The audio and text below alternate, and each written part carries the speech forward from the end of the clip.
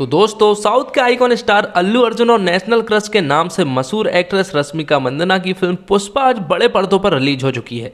ये फिल्म कुल 5 भाषाओं में रिलीज होगी और ऑडियंस को ये फिल्म काफ़ी ज़्यादा पसंद आ रही है। तो दोस्तों, आइए आज जानते हैं कि आखिर इसकी स्टोरी क्या है। एक्सप्लेनेशन शुरू करने से पहले वीडियो को लाइक करें और चैनल को सब्सक्राइब जरूर करें ताकि आपको आगे ऐसे ही न्यू और फ्रेश मूवीज के एक्सप्लेनेशन मिलते रहें। तो चलिए शुरू करते हैं आज का एक्सप्लेनेशन। मूवी की स्टार्टिंग में हमें लाल चंदन की लकड़ी के बारे में बताया जाता है जो कि दुनिया में कहीं भी नहीं पाई जाती है, सिर्फ इंडिया को छोड़कर। और ये लकड़ी जापान भेजी जाती है और इस लकड़ी के बदले में लोगों को करोड़ों रुपए मिलते हैं। लेकिन इस लकड़ी की स्मगलिंग में जान का बहुत ज्यादा रिस्क है। अब अगले सीन में हम एक ट्रक को देखते हैं और उसके पीछे कुछ पुलिस की गाड़ियों को देखते हैं जो कि उस ट्रक का पीछा कर रहे होते हैं। तभी एंट्री होती है अल्लू अर्जुन की, जिसका नाम है पुष्पा या फिर कहे पुष्पराज। पुष्पा उन्हें रिश्वत के तौर पर 10,000 रुपए देने की बात करता है, लेकिन वह पुलिस वाले नहीं मानते हैं। जिसके बाद पुष्पा अपनी रकम बढ़ाता है और उन्हें 50,000 रुपए देने के लिए राजी हो जाता है। लेकिन इसके बाद भी वह उसकी बात नहीं मानते हैं और उसे अरेस्ट कर लेते हैं। और जब वह पुलिस वाले उसे लेकर जा रहे होते हैं तब उन सबको वह 1 लाख रुपए देने की बात करता है, लेकिन इस पर भी वह पुलिस वाले नहीं मानते हैं। जिसके बाद पुष्पा उनसे कहता है कि वह 1-1 लाख रुपए सबको देगा। और यह बात सुनकर पुलिस की गाड़ी रुक जाती है और पुष्पा सभी को 1-1 लाख रुपए दे देता है और पुष्पा को यहाँ वह छोड़ देते हैं। अब 1 साल पहले के सीन को दिखाया जाता है जहां पर हमें पता चलता है कि पुष्पा एक मजदूर है और ज्यादा पैसों के लिए वह कहीं भी मजदूरी करने के लिए एकदम तैयार है। साथ में उसका दोस्त भी होता है जिसका नाम केशव होता है, लेकिन सब उसे कटलेट बुलाते हैं। अब ज्यादा पैसों के लिए वह एक रिस्की काम पर जाता है जहां पर उसे 1,000 रुपए दिन का मिलने वाला था। दरअसल उसे यहाँ पर वही लाल चंदन की लकड़ी को काटना था और स्मगलिंग करके यहाँ पर लाना था, जिसके बदले में उसे 1,000 रुपए तो मिलता, लेकिन अगर पुलिस के हाथों पकड़ा जाता तो जान तक का खतरा था। अगले सीन में एक पुलिस वाले की एंट्री होती है जिसका नाम है गोविंद और उसे ऐसे स्मगलरों को पकड़ने का एक्सपर्ट माना जाता है। यहाँ पर वह मजदूर पुलिस की आवाज सुनकर वहां से भागने लगे थे, लेकिन गोविंद जब तक यहाँ पर आ पाता तब तक तो पुष्पा ने यहाँ पर एक प्लान रच दिया था। और जब गोविंद यहाँ पर आता है तो उसे यहाँ पर किसी भी प्रकार की लकड़ी नहीं मिलती है, जिसके बाद वह पुष्पा को डराने धमकाने लगता है। तो पुष्पा इससे कहता है कि तुम 4-5 पुलिस वाले हो और हम पूरे 60 मजदूर हैं, इसलिए भलाई इसी में है कि तुम यहाँ से चुपचाप चले जाओ। अब बात ये आती है कि आखिर पुष्पा ने उन लकड़ियों को छिपाई कहाँ थी। तो यहाँ पर हमें पता चलता है कि जो लाल चंदन की लकड़ियां हैं उन्हीं पेड़ पर उन्होंने वह लकड़ियां छिपा दी थी। अब काफी दिनों तक स्मगलिंग चलती रहती है और गोविंद यहाँ पर कुछ इसलिए नहीं कर पाता है क्योंकि उसके पास ज्यादा पुलिस फोर्स नहीं थी। लेकिन एक दिन वह अपनी पूरी पुलिस फोर्स के साथ वहां पर अटैक करने के लिए आ जाता है, जिसके कारण पुष्पा लकड़ियों से भरे ट्रक को वहां से लेकर भागने लगता है और उसके पीछे पुलिस भी लग जाती है। लेकिन थोड़ी दूर के बाद उन्हें सिर्फ वहां पर पुष्पा मिलता है, ट्रक नहीं मिलता है। इसलिए वह उसे पकड़कर पुलिस स्टेशन लेकर आ जाते हैं और उसकी जमकर धुलाई करके उससे पूछते हैं कि आखिर ट्रक कहां पर है। लेकिन मजाल है कि पुष्पा ने उस ट्रक के बारे में कुछ भी बताया हो। मारते मारते पुलिस वालों के हाथ दर्द करने लगते हैं, लेकिन पुष्पा उफ तक नहीं करता और ट्रक के बारे में कुछ नहीं बताता। पुष्पा की बोलती कभी बंद नहीं हुआ करती थी, लेकिन पुष्पा की बोलती सिर्फ एक जगह बंद होती थी, वो है उसके पिताजी की जब बात होती थी। फ्लैशबैक के बचपन के सीन में हमें दिखाया जाता है कि पुष्पा की माँ एक आदमी से प्यार करती थी और वह आदमी भी उससे प्यार करता था, जिसके कारण पुष्पा हुआ। लेकिन पुष्पा की माँ और उस आदमी की शादी नहीं हुई और इसी कारण पूरी दुनिया पुष्पा को नाजायज समझती है। अगले सीन में हम एक बैंड को देख पाते हैं जहां पर हमें 3 लोगों के बारे में बताया जाता है। सबसे पहले आदमी का नाम है जॉली रेड्डी, जिसे शराब और कबाब के अलावा किसी और से कोई मतलब नहीं। दूसरे नंबर का आदमी है जक्का रेड्डी, जिसका दिमाग बहुत तेज है और यही पूरा बिजनेस संभालता है। तीसरे नंबर का आदमी है कोंडा रेड्डी, जो कि इन तीनों भाइयों में सबसे बड़ा है और वही इस गैंग का लीडर है। और पुष्पा ने जिनकी लकड़ियों को छिपाया है वह दरअसल इन्हीं की लकड़ियां हैं और पुष्पा इन्हीं के लिए मजदूरी करता है। और जब उन्हें यह बात पता चलती है कि पुष्पा ने पुलिस के सामने बिल्कुल भी मुंह नहीं खोला है तो वह तुरंत ही उससे मिलने के लिए आ जाते हैं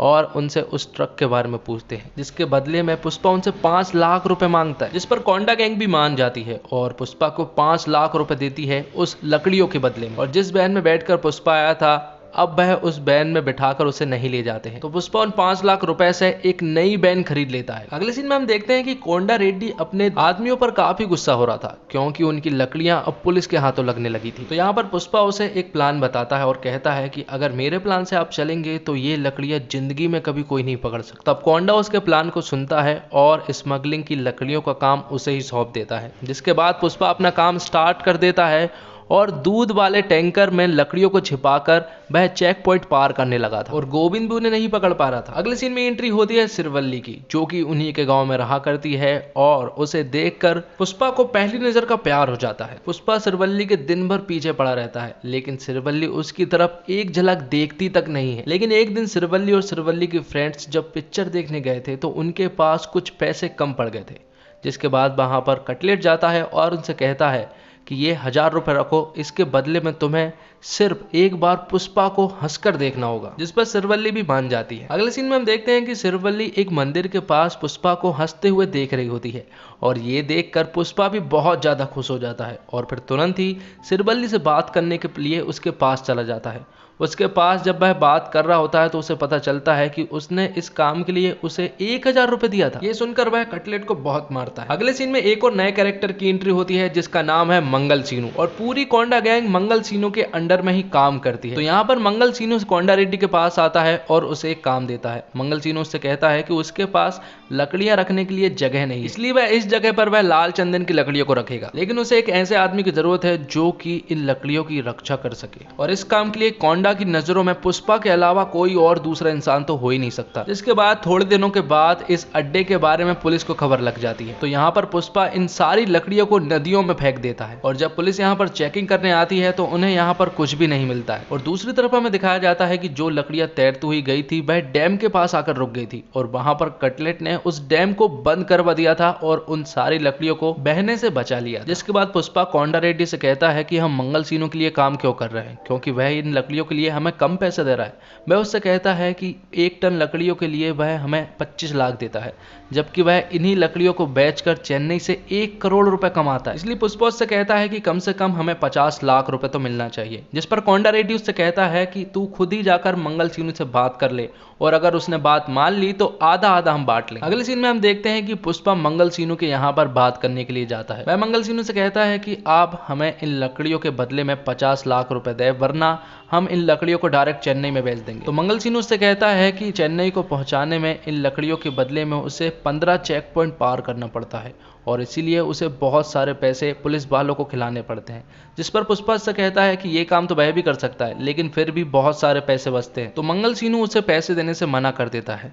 तब पुष्पा उन्हीं के फोन से तुरंत ही चेन्नई में मुरुगन को कॉल कर देता है और उसे लाल चंदन की लकड़ियों को खरीदने के लिए ऑफर करता है। तो यहाँ पर वह पुष्पा को मारने की कोशिश करते हैं, लेकिन यहाँ पर पुष्पा उन्हें ही धो डालता है। अगले सीन में हम देखते हैं कि पुष्पा चेन्नई पहुंच चुका है मुरुगन से मिलने के लिए और उससे डायरेक्ट बात करता है लाल चंदन की लकड़ियों के बारे में। वह उससे कहता है कि अब उसके पास वह डायरेक्ट ही लकड़ियां भेजेगा। जब वह कोंडा रेड्डी को फोन करता है तो कोंडा रेड्डी को काफी गुस्सा आता है, लेकिन जब पुष्पा उससे कहता है कि मंगल सीनू हमें इस काम के लिए 25 लाख दिया करता था, लेकिन हम यहाँ पर डायरेक्ट बेचकर 1 करोड़ रुपए कमाएंगे। लेकिन थोड़ी देर के बाद कोंडा रेड्डी भी मान जाता है। अगले सीन में हम देखते हैं कि सिरवल्ली के फादर को जॉली रेड्डी ने पकड़ रखा है। दरअसल सिरवल्ली के फादर ने कुछ बातें लीक कर दी थी, इसलिए उसने उन्हें बंदी बना लिया है। साथ में उसने सिरवल्ली को भी लेकर आ गया है और वह सिरवल्ली से कहता है कि एक रात मेरे साथ गुजारने के बाद वह उसके फादर को छोड़ देगा। और फिर सिरवल्ली ये बात तुरंत ही पुष्पा को बताती है। ये सब बताने के बाद वह अपने प्यार का इजहार भी कर देती है। तब पुष्पा तुरंत ही जॉली रेड्डी के पास जाता है और उसे बहुत धोता है। उसकी हालत इतनी खराब थी कि वह होश में ही नहीं आ रहा था, इसलिए कोंडा रेड्डी को यह पता नहीं चल पा रहा था कि आखिर ये किसने किया। लेकिन एक दिन पुष्पा और कटलेट जॉली रेड्डी के साथ उन्होंने जो किया उसके बारे में बात कर रहे होते हैं, लेकिन तभी अचानक कोंडा रेड्डी आ जाता है।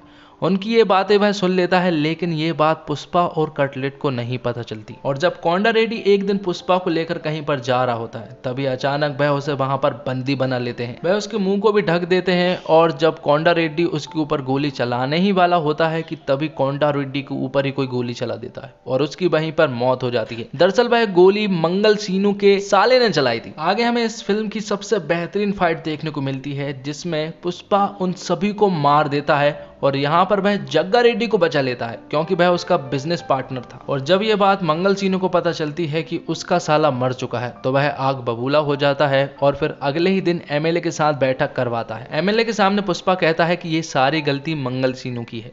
दरअसल हम उनसे लकड़ियों के बदले में ज्यादा पैसा मांग रहे थे, लेकिन मंगल सिवनी ने हमें बहुत कम पैसा दिया, जबकि इन लकड़ियों की कीमत करोड़ों में है। साथ में वह उनसे कहता है कि वह इन लकड़ियों को इंडिया के हर एक कोने में पहुंचाना चाहता है, क्योंकि इन लकड़ियों की बहुत ज्यादा डिमांड है, क्योंकि ये लकड़ी कहीं भी नहीं पाई जाती दुनिया में, सिर्फ हमारे इलाके में ये पाई जाती है। तब एमएलए पुष्पा को सिंडिकेट का लीडर बना देता है और कहता है कि अब पुष्पा के अंडर ही पूरा काम होगा। तो अब लकड़ियों का काम बहुत ही तेजी से शुरू हो चुका था और अब इंडिया के कोने कोने में ये लकड़ियां पहुंचने लगी थी और पुष्पा यहाँ पर अब बहुत बड़ा आदमी बन चुका था और अब पुष्पा के टक्कर में भी कोई नहीं था। लेकिन तभी एंट्री होती है भंवर सिंह शेखावत की, जो कि एक जाना माना पुलिस वाला था, जिसने ऐसे क्रिमिनलों को काफी बार निपटा चुका है। और अब वो दिन आ ही गया जब सिरवल्ली और पुष्पा की शादी होने वाली थी और शादी का कार्ड वह नए एसपी को देने के लिए भी जाता है, लेकिन वहां जाकर वह उसे कार्ड तो दे देता है, साथ में वह उसे 1 करोड़ रुपए रिश्वत भी देता है और उससे कहता है कि 1 करोड़ रुपए आपके पास हर महीने पहुंच जाएंगे। लेकिन यहाँ पर भंवर सिंह शेखावत पुष्पा की जमकर बेइज्जती कर देता है और इसके कारण पुष्पा को अंदर ही अंदर बहुत तेज गुस्सा आ रही थी। आगे कुछ दिनों में हम देखते हैं कि भंवर सिंह शेखावत की पुष्पा हर एक बात मानने लगा था,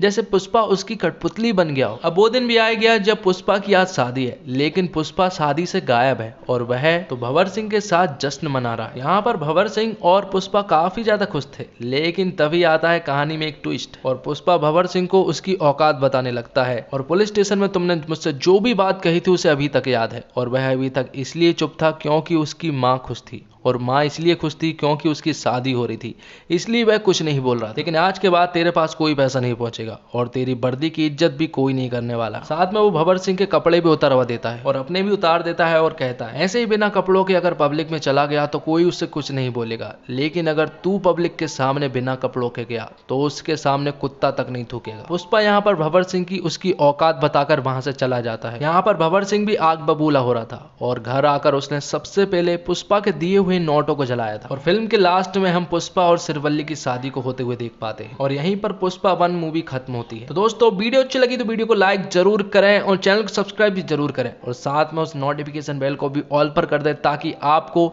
ऐसी ही न्यू और फ्रेश मूवीज के एक्सप्लेनेशन मिलते रहे। तो मिलते हैं अगले एक और धमाकेदार वीडियो के साथ। Thanks for watching.